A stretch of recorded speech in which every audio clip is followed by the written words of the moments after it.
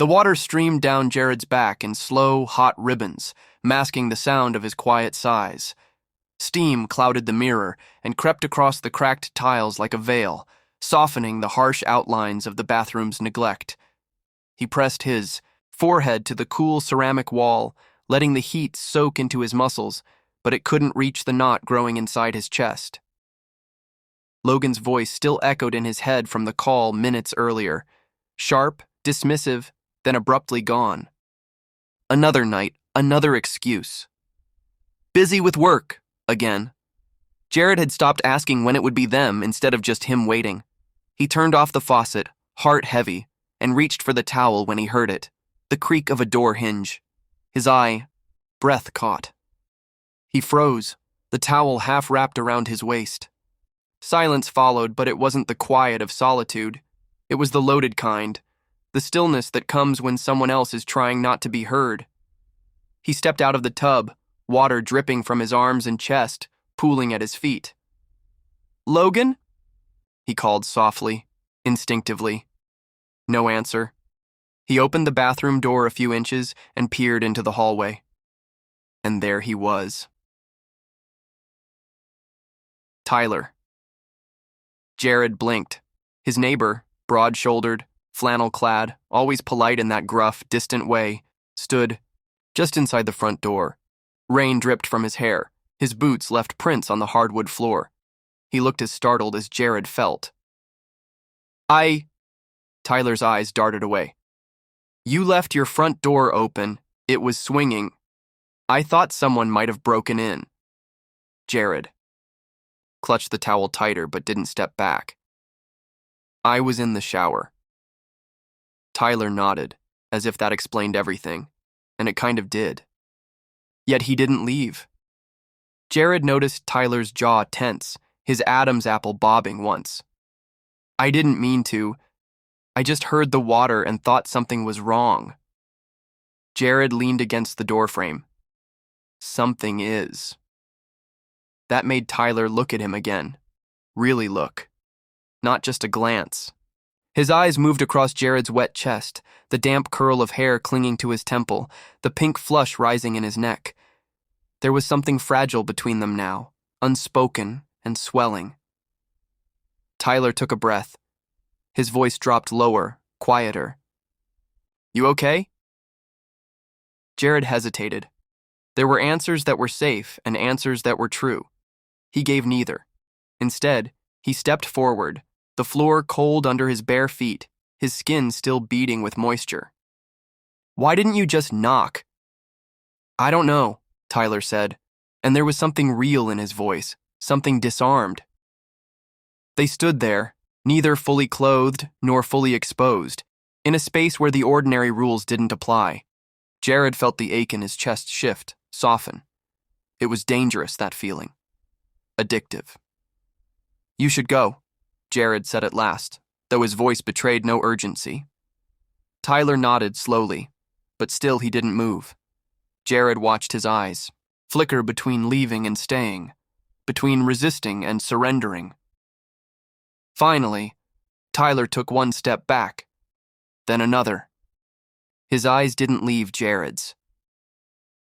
"I didn't see anything," he murmured, but it was a lie, and they both knew it. He reached the front door, opened it quietly, and looked over his shoulder. "Lock your door next time." Jared didn't reply. He only stood there, dripping and uncertain, staring at the space where Tyler had been. When the door clicked shut behind him, the room felt colder, emptier than before. The water on Jared's skin had already cooled, but his chest burned with something new, something dangerous. He tightened the towel around his waist, walked back into the bathroom, and looked at himself in the mirror. The steam had begun to fade, revealing his own reflection in slow degrees. What had just happened wasn't an accident, not entirely, and it hadn't been nothing. Not to either of them. The storm came suddenly that evening, draping the sky in a curtain of rain thick enough to blur the city lights beyond Jared's windows. Thunder rumbled like distant resentment. He stood at The kitchen counter, a chipped mug of tea warming his hands, trying to focus on the quiet hum of the kettle rather than the silence from Logan, 2 days now without a word. When the knock came, it wasn't loud. Just a polite tap, the kind meant to be optional. Jared opened the door to find Tyler, hood up, rainwater glistening on his sleeves.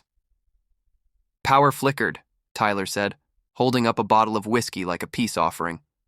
"Thought you might want a drink, or company, or both." Jared hesitated, searching Tyler's face for any sign of awkwardness from the other night. He found none, only that same guarded softness. "Come in," Jared said, stepping aside. Tyler shrugged off his damp jacket and toed off his boots.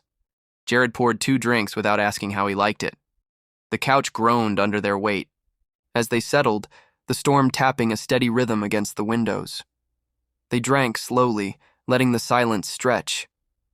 Not tense, just heavy, full of unsaid things. "I don't usually do that," Tyler said suddenly. Jared raised a brow. "Break into people's apartments or walk in on them naked?" Tyler gave a dry smile. "Both, I guess." Noted. Another beat of quiet passed.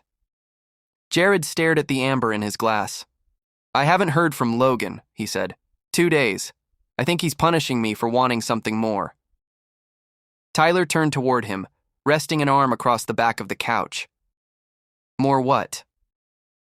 "Presence. A text that doesn't feel like an obligation, a moment that's not scheduled between meetings." Jared's laugh was soft and bitter. "Love, maybe, or just the illusion of it." Tyler nodded, his expression unreadable. "I know that feeling." "You do?"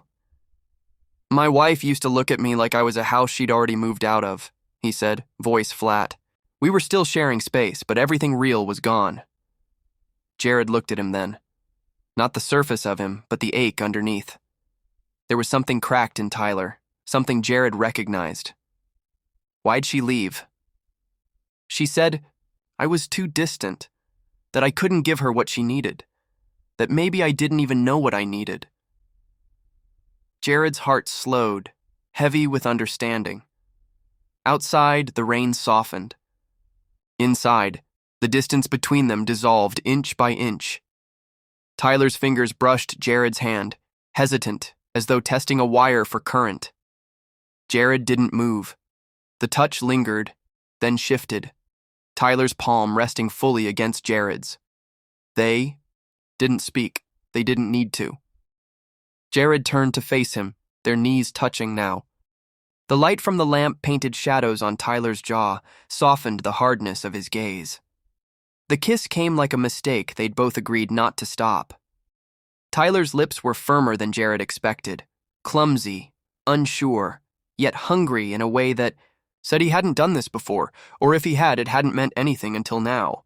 Jared kissed him back with quiet desperation, threading his fingers through the fabric of Tyler's shirt, grounding himself. They pulled apart just briefly. Tyler's eyes were wide, searching Jared's face as if waiting for a slap, a rejection, something to confirm this was wrong. But Jared leaned in again, this time slower, more certain. There was heat now, yes, but also tenderness, like they were building something delicate out of broken pieces. Clothes fell away, not out of urgency but out of need, for skin, for truth, for something real in a world full of half-promises. Tyler's hands explored with reverence, Jared's breath catching at every new discovery. They moved with hesitation, with awe, with something close to reverence. There was no performance here. No label, just the echo of 2 men trying to feel something honest in each other. Later, wrapped in the quiet of shared breath and skin still warm, Tyler stared at the ceiling. "This can't happen again," he whispered, almost to himself. Jared didn't reply, because they both knew saying it didn't make it true. Jared woke before dawn, the room still cloaked in blue-gray shadows. The scent of Tyler lingered on the couch cushions, clean cotton, whiskey, something warmer. But Tyler himself was gone. No note, no sound.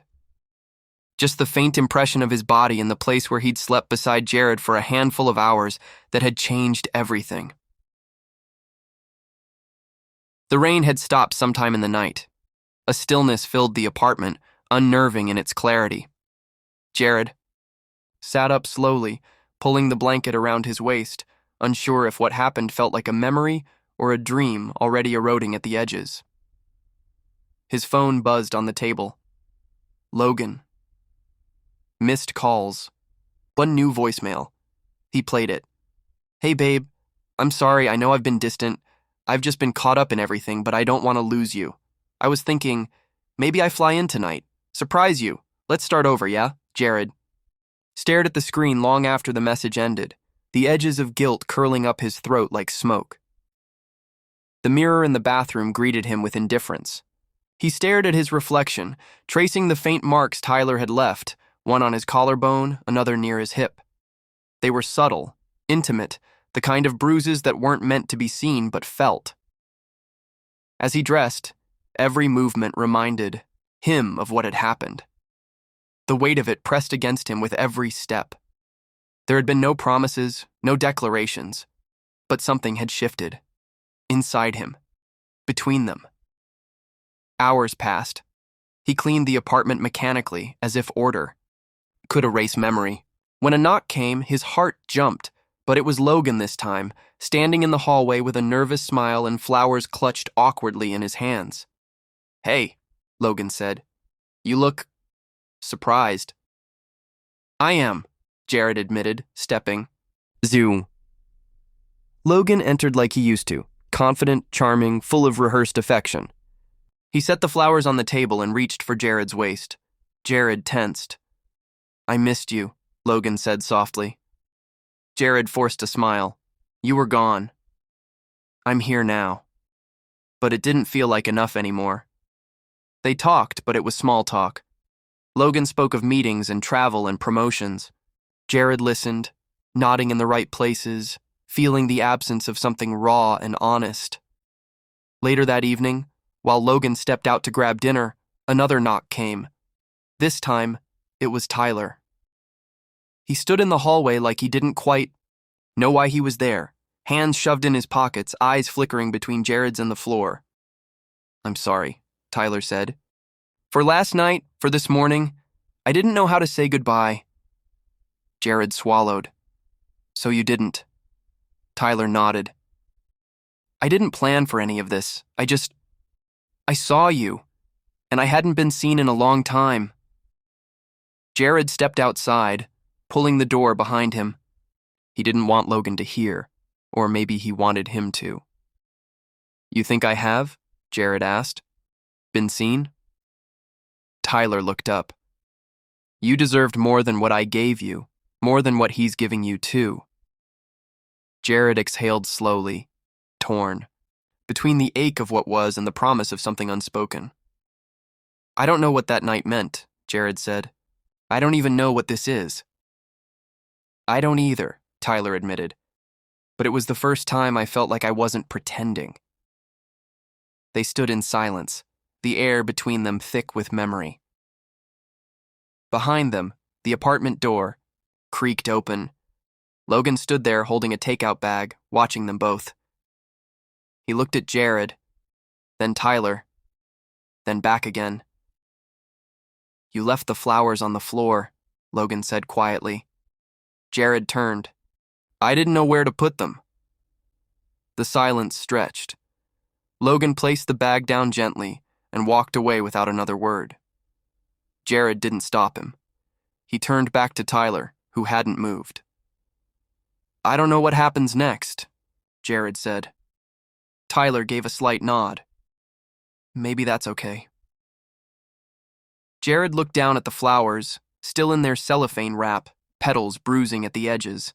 Then he picked them up and tossed them gently into the trash. Not with anger, not with regret, just with clarity. Some things you let go because they're broken, others because you finally understand what you deserve.